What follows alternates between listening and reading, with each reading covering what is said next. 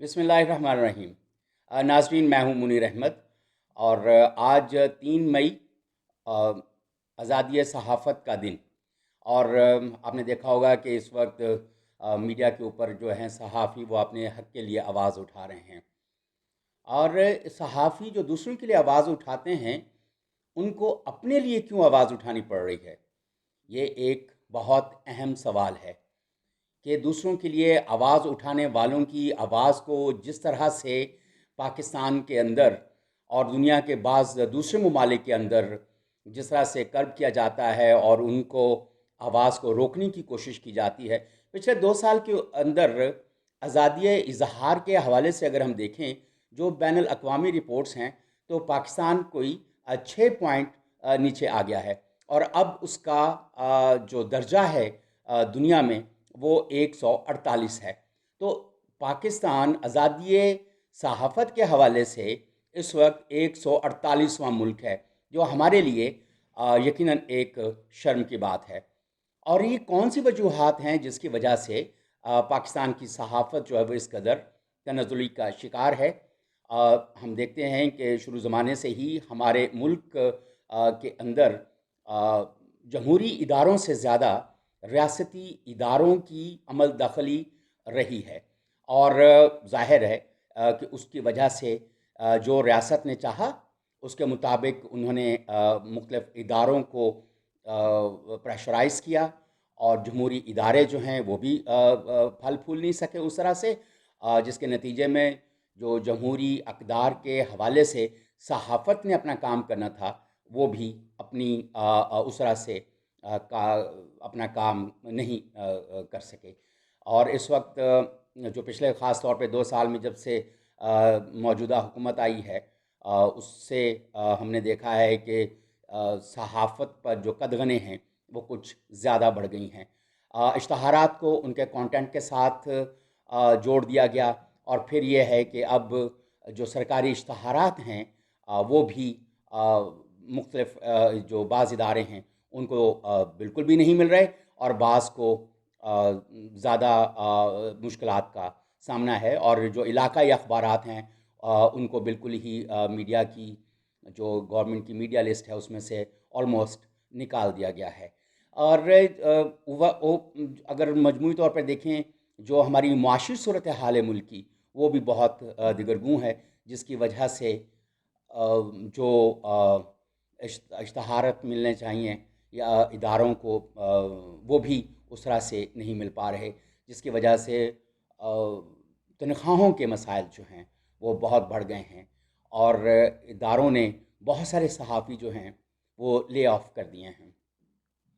हम देख रहे हैं कि मीर शकील रहमान साहब जो पाकिस्तान के सबसे बड़े मीडिया ग्रुप के चेयरमैन हैं, मालिक हैं, उनको किस तरह से मुश्किलात का सामना है। बग़ैर किसी केस के उनको पिछले कई हफ्तों से कैद किया हुआ है और उस केस में जो 34-35 साल पुराना है, जिसमें उन्होंने कोई ज़मीन ख़रीदी थी और उनके मुताबिक कि उसके कागज़ात सारे जमा करा दिए गए हैं और वो ज़मीन जो है वो प्राइवेट पार्टी से ख़रीदी गई थी। इतने बहुत सारे हफ्तों के बावजूद नैब की तहवील में रहना और नैब का उस कोई केस रजिस्टर ना करना, ये साफ ज़ाहिर है कि ये किसी अमल का रद्द अमल है। और किसी भी सहाफ़ती इदारे का, मीडिया हाउस का जो अमल है वो क्या हो सकता है? वो सच बोलना हो सकता है, वो इन्वेस्टिगेटिव रिपोर्ट्स हो सकती हैं जो वो मुख्तलिफ़ इदारों के बारे में, हुकूमत के बारे में शाया करते हैं, या वो रिपोर्ट्स हो सकती हैं जो तहकीकाती हैं और हुकूमत और रियासत का जो बयानिया है उससे मुमासलत नहीं रखती और उसको वो तरवीज नहीं करती या उसके ऊपर तनकीद का बायस बनती हैं। तो मीर शकील रहमान के हवाले से सारे सहाफ़ी जो हैं मुल्क भर में आवाज़ उठा रहे हैं, लेकिन हुकूमत के और नैब के कानों पर जूं तक नहीं रेंग रही। तो ये एक पूरा बयानिया है हुकूमत का और रियासत का, जो हमें इस वक्त नज़र आ रहा है। आज शिबली फराज साहब जो नए वज़ीर इत्तलाआत हैं, उन्होंने इस हवाले से कहा है कि मुझे جو میڈیا ہاؤسز ہیں، صحافی ہیں، اور حکومت کے درمیان میں توازن برقرار رکھنا ہے۔ دیکھتے ہیں کہ وہ آنے والے دنوں میں کس طرح سے حکومت اور صحافیوں اور میڈیا ہاؤسز کے درمیان توازن برقرار رکھ سکتے ہیں۔ لیکن جو مجموعی صورتحال اس وقت ہے، اگر کوئی بہتر اقدامات نہ کیے گئے، جو زبوں حالی ہے اس وقت صحافیوں کی، وہ یقین مانیں وہ بہت بڑھ جائے گی، اور اس کا ایک جو بیک لیش ہے وہ زیادہ سنگین بھی ہو سکتا ہے۔ ہم نے دیکھا پچھلے دنوں میں کئی صحافیوں نے تنخواہیں نہ ملنے کی وجہ سے خودکشی کر لی۔ اس وقت کئی ہزار صحافی بے روزگار ہو چکے ہیں، اور کرونا وائرس کی وجہ سے بے شمار صحافی جو ہیں وہ کرونا کا شکار ہو کے چند ایک دو اس میں سے جو ہیں وہ فوت بھی ہوئے ہیں، جیسے رشید بھٹی صاحب جو تھے ایسوسیٹڈ پریس آف پاکستان کے، اور دوسرے۔ تو ان ہمارے صحافیوں کے پاس پرسنل پروٹیکشن ایکوپمنٹ بھی نہیں ہے، اور ظاہر ہے یا تو یہ اداروں نے فراہم کرنا ہے اور یا حکومت نے فراہم کرنا ہے۔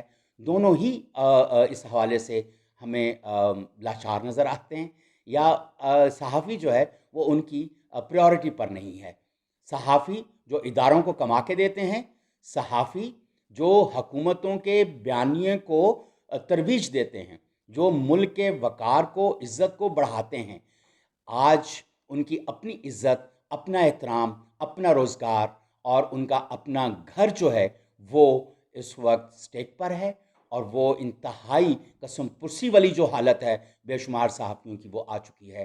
تو ہمیں صرف چند ایک جو نمایاں صحافی ہیں جو لاکھوں روپے تنخواہیں لیتے ہیں، صرف انہی کی طرف نہیں دیکھنا چاہیے۔ جو ایک عامل صحافی ہے، جو ورکنگ جرنلسٹ ہے، اس کی صورتحال بہت خراب ہے۔ حکومت کو اس حوالے سے امیجیٹلی اس کے اوپر اقدام کرنا چاہیے۔